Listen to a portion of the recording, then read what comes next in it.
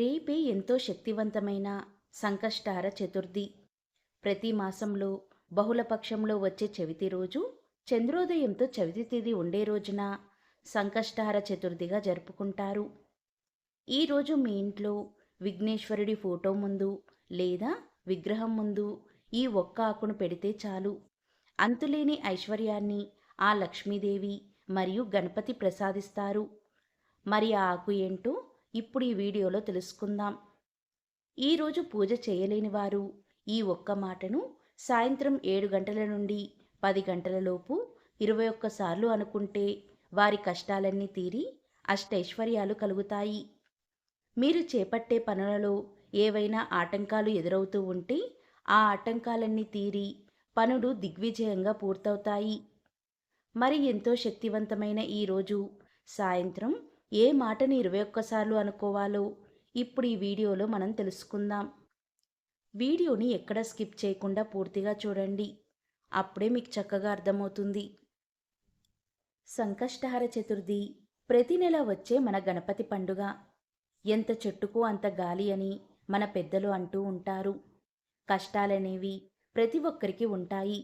డబ్బు ఉన్నవారు, లేనివారు, స్త్రీలు, వృద్ధులు, పెద్దలు, పసిపిల్లలు, ఇలా ఎవరి స్థాయికి తగ్గట్టు వారికి ఏదో ఒక ఇబ్బంది ఉంటూనే ఉంటుంది.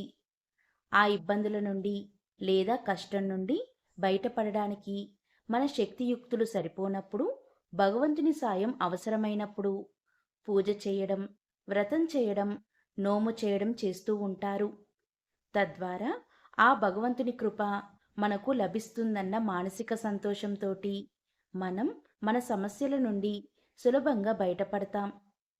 ప్రతి నెల కూడా ఇలాంటి కష్టాలు పోగొట్టుకోవడం కోసం, మానసిక సంతోషం కోసం విఘ్నాధిపతిని పూజించడానికి ఎంతో ముఖ్యమైన రోజు ఈ సంకష్టహర చతుర్థి. మీ పనులలో ఆటంకాలన్నీ తొలగిపోవాలన్నా, ఆర్థిక ఇబ్బందులు తొలగి ఐశ్వర్యం కలగాలన్నా, ఉద్యోగం రావాలన్నా, సంతానం కోసం, మంచి ఆరోగ్యం కోసం, శత్రుబాధలు పోవాలనుకున్నా, మంచి పదవులు దక్కాలన్నా, ఇంట్లో సమస్యలు పోయి సంతోషాలు కలగాలన్నా, భార్యాభర్తల మధ్య సఖ్యత బాగుండాలన్నా ఈ సంకష్టహర చతుర్థి ఎంతో దివ్యమైన రోజు. సంకష్టహర చతుర్థి రోజు సాయంకాలం చంద్రోదయం సమయం తర్వాత గణపతిని పూజించి చంద్రుడికి అర్ఘ్యం ఇవ్వాలి. ఈ సంకష్టహర చతుర్థి వ్రతాన్ని ఆచరించి ఆ పార్వతీదేవి ఎంతో శుభ ఫలితాలను పొందినట్లు మన పురాణాలు చెబుతున్నాయి. అంతేకాదు, అగస్త్య మహర్షి సప్త సముద్రాలను ఆపోసనం పట్టడానికి గల శక్తినిచ్చింది ఈ వ్రతమే. ధర్మరాజు ఈ వ్రతాన్ని ఆచరించి యుద్ధంలో శత్రువులను సంహరించి రాజ్యాన్ని పొందాడు. అహల్యాదేవి తన శాపాన్ని తొలగించుకున్నాక ఈ వ్రతాన్ని ఆచరించి తన భర్త గౌతమ మహర్షిని చేరింది. ఆంజనేయుడు లంకానగరంలో సీతాదేవిని వెతుకుతూ ఈ వ్రతం చేస్తానని మొక్కుకొనగా అశోకవనంలో సీతాదేవిని చూడగలిగాడు. ఈరోజు గణపతిని పూజించిన వారి ధర్మార్థ కామ మోక్షాదులు తప్పకుండా నెరవేరుతాయి. గణపతికి ఎంతో ఇష్టమైన రోజు సంకష్టహర చతుర్థి. ఈ సంకష్టహర చతుర్థి రోజు సాయంకాలం పూట గణపతిని ప్రత్యేకంగా పూజిస్తే ఆయన అనుగ్రహం వలన ఆర్థిక, ఆరోగ్య, కుటుంబ సమస్యల నుండి సులభంగా బయటపడవచ్చు. సాయంకాలం పూట మీ ఇంట్లో పూజాపీఠం మీద గణపతిని ఏర్పాటు చేసుకోండి. ఆ గణపతి దగ్గర ప్రమిదలో కొబ్బరి నూనె పోసి 5 ఒత్తులు వేసి దీపాన్ని వెలిగించండి. తెల్లటి పువ్వులతో గణపతికి పూజ చేస్తూ ఓం ఫాలచంద్రాయ నమః అనే నామాన్ని జపించుకోండి. ఇలా 21 సార్లు జపించుకుంటూ తెల్లటి పుష్పాలతో గణపతికి పూజ చేయండి. ఆ తర్వాత ఎర్రటి పుష్పాలతో ఓం గణాధ్యక్షాయ నమః అని 21 సార్లు అంటూ పూజ చేయండి. మధ్య మధ్యలో గరికను గణపతికి సమర్పిస్తూ ఉండండి. ఇలా పూజ చేసిన తర్వాత గణపతికి బెల్లం ముక్క, పాలు నైవేద్యంగా పెట్టండి. పాలల్లో యాలకుల పొడి కలిపి నైవేద్యంగా పెట్టండి. హారతిచ్చి ప్రసాదాన్ని మీ ఇంట్లో వారంతా స్వీకరించండి. అలానే ఈరోజు పూజ మొత్తం పూర్తయ్యాక ఆరుబయట వెన్నెల్లో పాలను ఒక 10 నిమిషాలు ఉంచి ఆ పాలు తెచ్చి గణపతికి నైవేద్యంగా పెట్టినా కూడా గణపతి అనుగ్రహం చాలా సులభంగా కలుగుతుంది. ఈ సమయంలో గణపతి విగ్రహం దగ్గర గరికను ఉంచినట్లయితే మీ సమస్త కోరికలు తీరేలా ఆ విఘ్నేశ్వరుడు దీవిస్తాడు. గరికను ఎవరైతే ఈ శుభ సమయంలో సమర్పిస్తారో వారు ఆ గణపతిని సంతోషపెట్టిన వారవుతారు. తద్వారా ఆ గణపతి సకల సంపదలను ప్రసాదిస్తాడు. ఈరోజు ఈ సమయంలో విఘ్నేశ్వరుడి ముందు గరికను ఉంచి ఆ గరిక మీద ప్రమిద ఉంచి గణపతికి ఇష్టమైన కొబ్బరి నూనె పోసి ఆ ప్రమిదలో 5 ఒత్తులు వేసి దీపాన్ని వెలిగించి ఉత్తరముఖంగా గణపతి దగ్గర పెట్టాలి. ఆ తర్వాత గణపతికి కుడుములు కాని ఉండ్రాలు కాని నైవేద్యంగా పెట్టాలి. ఈ సమయంలో ఇలా చేస్తే వారి సమస్త పాపాలు అగ్నిలో పడిన దూది మాదిరి నశిస్తాయి. అంతులేని ఐశ్వర్యం కలిగి కోటి జన్మల మహాపుణ్యం వస్తుంది. అలాంటి వారు శివలోకంలో 1000 సంవత్సరాలు సుఖాలను అనుభవిస్తారు.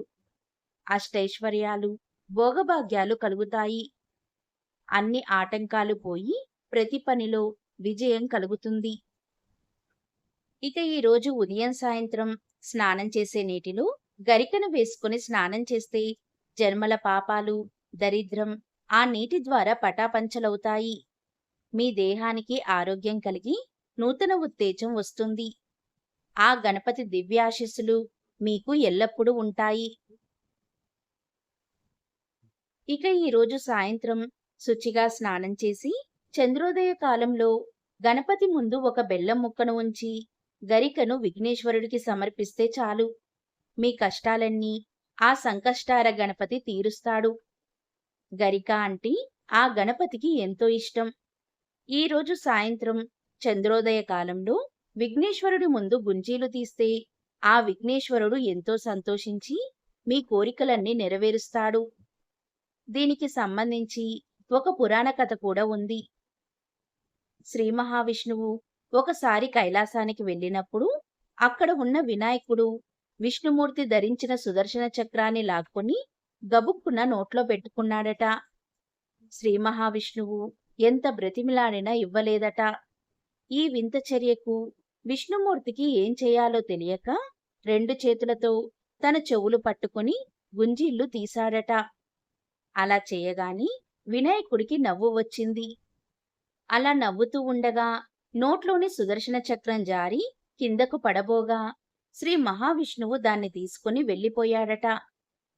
శ్రీమన్నారాయణుడే విఘ్నేశ్వరుడి ముందు గుంజిళ్లు తీయడంతో వినాయకుడికి అందరూ గుంజిళ్లు తీసే ఆచారం మొదలయ్యింది. అలా గుంజిళ్లు తీసేవారు త్వరగా విఘ్నేశ్వరుడి కంట్లో పడి వారి కోరికలు తప్పక నెరవేరుతాయని అంటారు. అందుకే విఘ్నేశ్వరుడికి మామూలుగా నమస్కరించడం కన్నా గుంజిళ్లు తీస్తేనే ఇష్టమట. అందుకని ఈ చంద్రోదయ కాలంలో గణపతిని విధిగా పూజించి ఇలా గుంజిళ్లు తీస్తే మీ కోరికలన్నీ నెరవేరేలా విఘ్నేశ్వరుడు దీవిస్తాడు. ఈరోజు పెద్ద పెద్ద కోరికలు తీరాలంటే ఈరోజు ఎవరైనా సరే ఇలా ముడుపు కట్టండి. ఈరోజు ఇలా ముడుపు కడితే ఎలాంటి పెద్ద పెద్ద కోరికలైనా ఇట్టే ఆ గణపతి తీరుస్తాడు. అది ఎలానో ఇప్పుడు మనం పూర్తిగా తెలుసుకుందాం. చాలామంది నిత్యం ఎన్నో ఆటంకాలతో కష్టాలతో తీరని కోరికలతో ఇబ్బందులు బాధలు పడుతూ ఉంటారు. కాకపోతే కొన్ని మన చేతుల్లో ఉండవు. కొన్ని సమస్యలను మనం ఎదుర్కోలేము. అలానే కొన్ని కోరికలు తీరాలంటే ఆ భగవంతుని అనుగ్రహం ఉండవలసిందే. అలాంటప్పుడు మనం సంకష్టార చతుర్థి రోజున విఘ్నేశ్వరుణ్ణి పూజించి ఆ గణపతికి ముడుపు కట్టడం ద్వారా మన కోరికను తెలియజేయడం అనే ఒక పద్ధతి ఉంది. ఈ సంకష్టార చతుర్థి రోజున మీ కోరికలను ముడుపుల ద్వారా ఎలా తెలియజేయాలనేది ఇప్పుడు మనం తెలుసుకుందాం.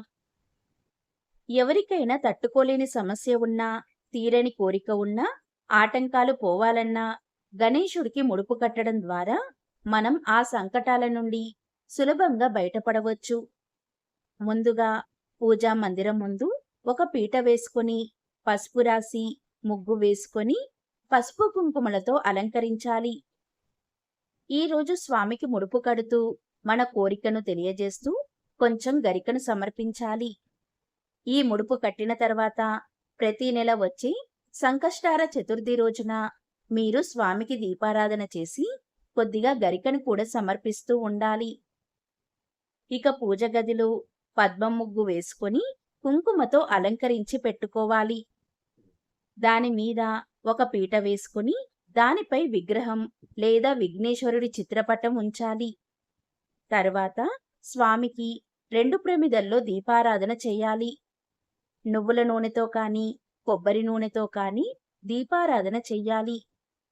తరువాత విఘ్నేశ్వరుడికి ధూపం వేయాలి.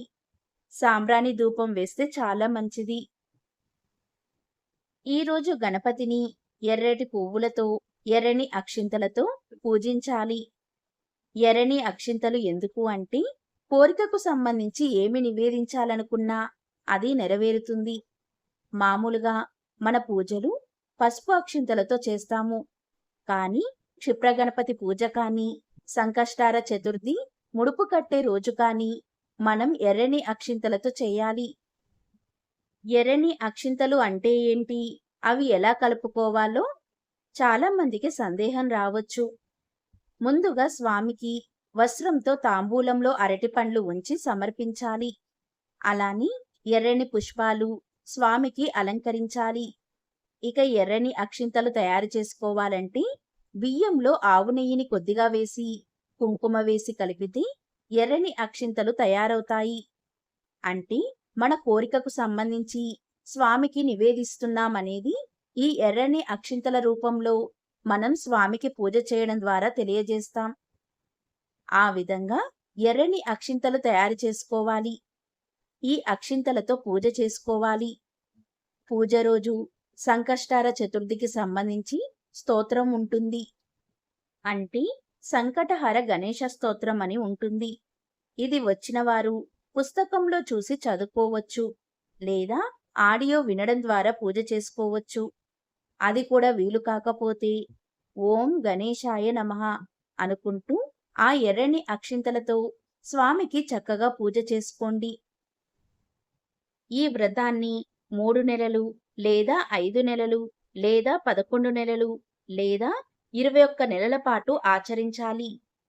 ఈ వ్రతాన్ని బహుళ చవితి నాడు ప్రారంభించాలి.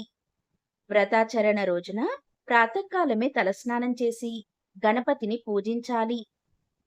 1/2 మీటర్ పొడవు ఉన్న తెలుపు లేదా ఎరుపు లేదా పసుపు రంగు జాకెట్ ముక్కను తీసుకుని వినాయకుడి ముందు పెట్టి దానిని పసుపు కుంకుమలతో అలంకరించాలి.